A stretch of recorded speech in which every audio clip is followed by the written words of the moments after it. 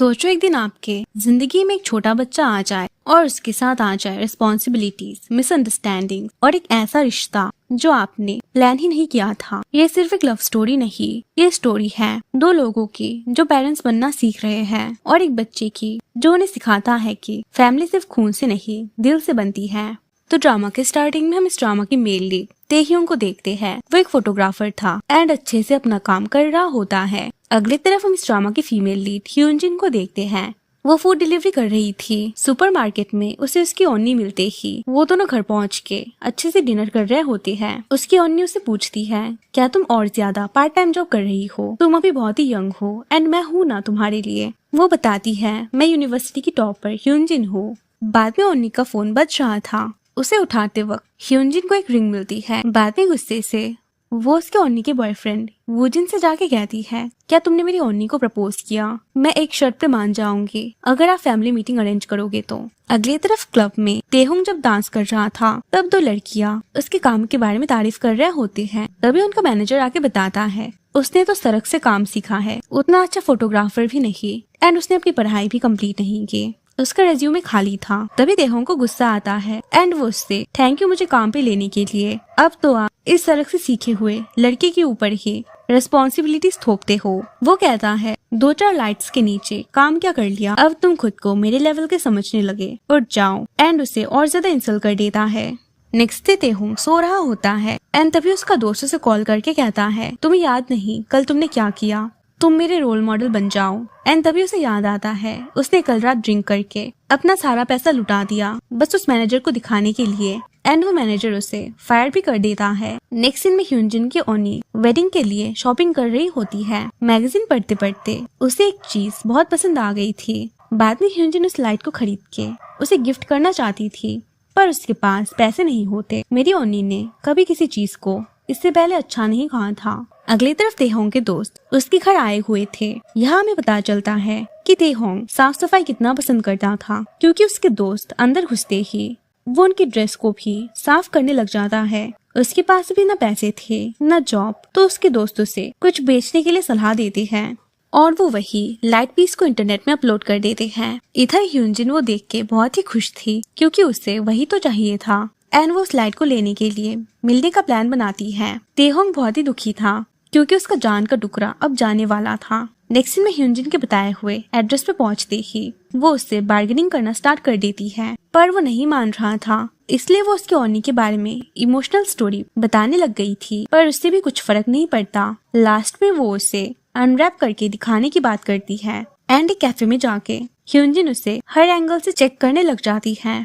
बाद में उन दोनों में फिर से डिस्काउंट को लेके बहस हो रही थी। अचानक ह्यूनजिन उस लाइट को लेके नीचे गिर जाती है। तेहुंग लाइट को तो बचा लेता है पर उसका बल्ब टूट गया था। ह्यूनजिन कहती है, मुझे ये नहीं चाहिए, मैं एक टूटी चीज अपनी ओनी को गिफ्ट नहीं कर सकती एंड वहाँ से चली जाती है। बाद में तेहुंग नोटिस करता है कि ह्यूनजिन का फोन तो उसके पास ही रह गया। कुछ देर बाद वो उसे कॉल करके अपना फोन मांगना स्टार्ट कर देती है एंड उसे एक एड्रेस बताती है वह फोन को लेके पहुँचने के लिए। बाद में तेहुंग उस फोन के वॉलपेपर को देखते ही उसे कुछ याद आ रहा था। असल में वूजिन उसका भाई था जिसने उसे चाइल्डहुड में छोड़ के चला गया था। नेक्स्ट सीन उनकी फैमिली मीटिंग में शिफ्ट होती है। वो लोग अच्छे से बात कर रहे थे। तभी वह तेहुंग उसके फोन को लेके पहुंचता है। तुम यहाँ पे क्या कर रहे हो? किसी और की फैमिली मीटिंग में? सभी लोग एकदम शॉक्ड थे। बाद में ह्यूनजिन उससे अकेले में पूछती है, तुमने तो कल कहा था तुम अनाथ हो, क्या तुम सच में वूजिन के भाई हो? हमने तो तुम्हारे बारे में कभी नहीं सुना। ओह मैं समझा, मेरे भाई ने ये कहा। बाद में ओन्नी उसे पूछती है, तुम क्या करते हो? जवाब में मेरे भाई ने मेरे बारे में नहीं बताया, मैं एक फोटोग्राफर हूँ। वूजिन उसे बाहर ले जाके अकेले में बात करना चाहता है पर वो वहाँ से जाने को तैयार नहीं था। क्या तुम मुझे फिर से अनाथ आश्रम में छोड़ दोगे? लास्ट में वो बताता है, इस आदमी पे भरोसा मत करना, ये अपनों को बहुत ज्यादा हर्ट करता है।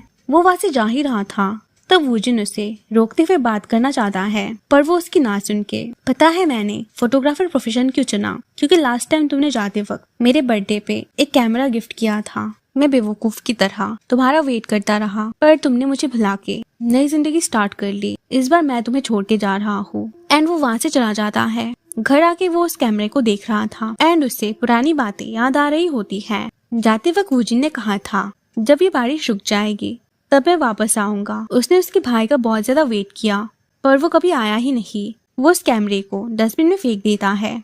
नेक्स्ट दिन शिफ्ट होती है शादी में। ह्यूनजिन वहाँ बैठी तो थी पर उससे तेहोंग के बारे में याद आ रहा होता है। लास्ट में वो वेडिंग पिक्चर्स खिंचवाते हैं। बाद में सीन 3 साल बाद का दिखाया जाता है। ह्यूनजिन और तेहोंग दोनों ही एक अच्छी कंपनी में जॉब करते थे। अगली तरफ तेहोंग ने मेहनत करके खुद के लिए एक घर ले लिया था। उसके फ्रेंड उसे पूछते हैं क्या तुम कभी भी फोटोग्राफी नहीं करोगे, पर वो कुछ नहीं कहता। अगली तरफ ह्यूनजिन उसके मैनेजर के साथ बात कर रही थी। वो बताते हैं कि पता है तुम यूनिवर्सिटी टॉपर हो पर सभी यहाँ सेम है, तुम्हें इससे भी ज्यादा अपना बेस्ट देना होगा। बाद में वो उसकी ओनी के साथ डिनर कर रही थी। उन्हें पता चल गया था कि वो अकेले बहुत स्ट्रगल कर रही है, इसलिए वो ह्यूनजिन को उनके साथ शिफ्ट हो जाने के लिए कहती है पर वो कुछ नहीं कहती। बाद में वो नोटिस करती है ओनी ने उसके लिए एक रूम डेकोरेट करके रखा था।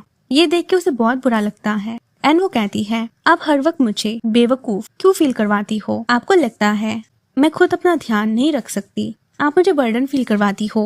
ह्यूनजिन ऐसा कुछ मत कहो जिससे तुम्हें बाद में रिग्रेट हो, पर वो नहीं सुनती और वहाँ से निकल जाती है। अगली तरफ वुजिन को पता चलता है कि उसके डैड जेल से रिलीज हो चुके हैं। ये सुन के वो शॉक्ड हो जाता है। उनकी आज एनिवर्सरी थी तो वो उन्नी को डिनर के लिए बाहर ले जा रहे होते हैं।